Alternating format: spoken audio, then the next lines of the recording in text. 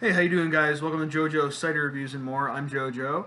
So today I'm going to be reviewing a classic beer in the craft beer world and for beer in general. This is called Hefeweizen by Weihenstephaner. It is a German Hefeweizen, so it's a German wheat beer, and it is crafted by Weihenstephaner. And this is 5.4% alcohol by volume, and it is brewed according to the German purity law that dates back to about, I think, 1517 or something like that. I'm going to butcher this name, but it's called Reinheitsgebot. And again, dates back to the 1500s, I believe. So what that means is this beer, along with other Hefeweizens, is only brewed with water, yeast, barley malt, hops, and shortly after the law came into effect, the law was amended to allow wheat into the brewing process. I learned that from Jay Terrio, so thank you, Jay. Interesting, when the German purity law first came out, way back in the whatever it was, the 1500s, yeast was not included because it wasn't understood how yeast was related to beer, how it was used in the brewing process. So kind of interesting. So very basic ingredients, but it's been around for a very, very long time. It's actually Weihenstephaner claims to be the oldest brewery, although that's disputed. It goes back to 1040 apparently. There's some other breweries, one actually right down the road from it, I think, that they claim to be the oldest brewery in the world. Recently, people thought they unearthed, archaeologists, I think, a brewery in Egypt that dates back like thousands of years or something like that. But anyways, some people say this is the oldest brewery in the world, Weihenstephaner in Germany. It's owned by the Bavarian government, although it is run as a modern enterprise like they have in the private sector businesses. So it is. Let's see what it says here real quick. I'm gonna try to get these right, but I'm probably gonna butcher this. Brewed and bottled by Bayerische Straßbrauerei Weihenstephaner, Friesing, Germany. So as you can tell, I have a terrible German accent, but that's okay. 5.4% alcohol by volume. Again, 98 out of 100 on Beer Advocate. Spoiler alert: I've had this beer before. Want to review for you guys for these wheat beers. It's good to have a wide glass because I think it's whatever the yeast is going to create a very, very large head here. Let's go in for the pour. And I'll show you the other thing that you really should do with these wheat beers. The last like third or so in the glass, you want to swirl up to kind of rouse the yeast, okay? And this is going to definitely alter the appearance and the taste, the texture too, I think. It kind of puts the yeast in suspension, I read. And so it's a good thing. So you want to do that with wheat beer, Belgian white beers, wit beers they're called, and German Hefeweizens like this. Anyways, this has a thick, fluffy head. I would say a little over 2-finger head. Kind of a dark yellow.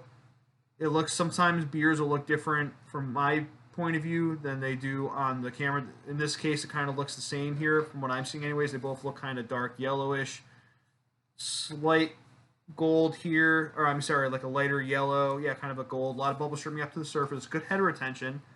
It is pretty hazy. I guess you get that from the yeast. You can see through the glass, but just barely. Yeah, looks like a good beer though, guys. Let's go in for the aroma. Right off the bat, I'm getting banana, which you're going to get a lot of these Hefeweizens with the yeast. I think the yeast kind of has those notes of banana.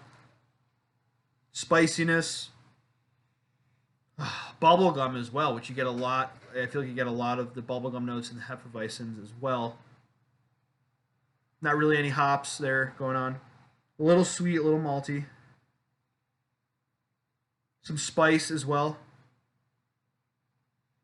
A lot of times when people are reviewing Hefeweizens, they'll say you kind of get like notes of clove. To be honest, I don't know what clove tastes or smells like, but if it's supposed to be like spicy, I'm getting that with this. So kind of like some coriander. So I guess it's more like a black pepper kind of smell. You can already tell a pretty good lacing, fluffy lacing on the side there. The head is finally dissipating, but it was pretty strong head for a while.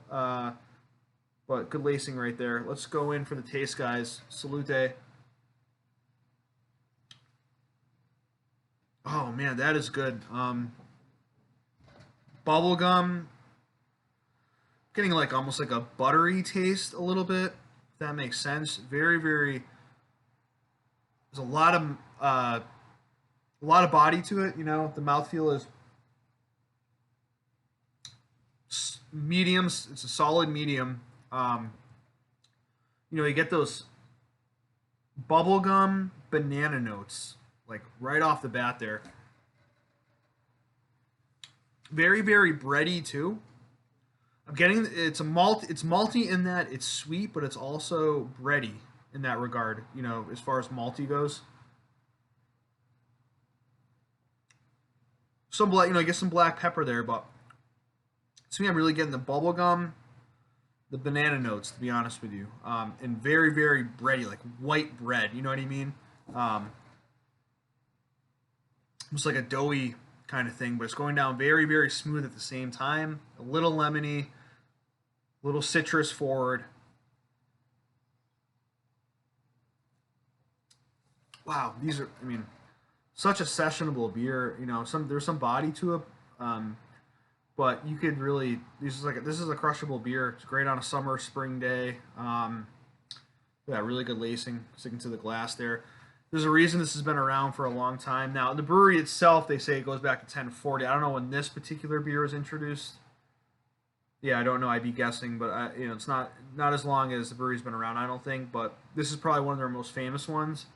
I also like their, I think it's Dunkelweizen. It's like a kind of a dark wheat beer. This is their Hefeweißbier, Hefeweizen. Very, very good, guys. It's a classic. I've always enjoyed it.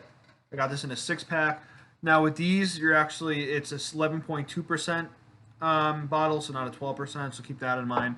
You can get them in the tall bottles as well. This is very good for a score.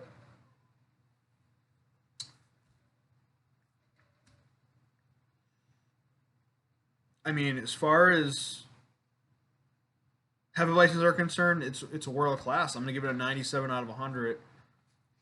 Beer Advocate gives it a 98. I mean, it is just for the style. I mean, you really can't beat it. It's hard to find a flaw in it.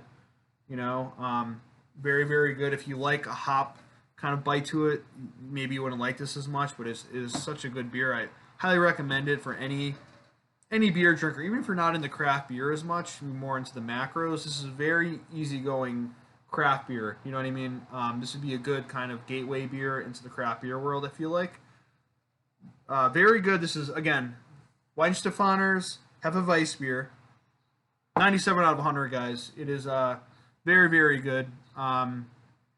World class in my eyes. So I appreciate you guys watching. Until next time, salute.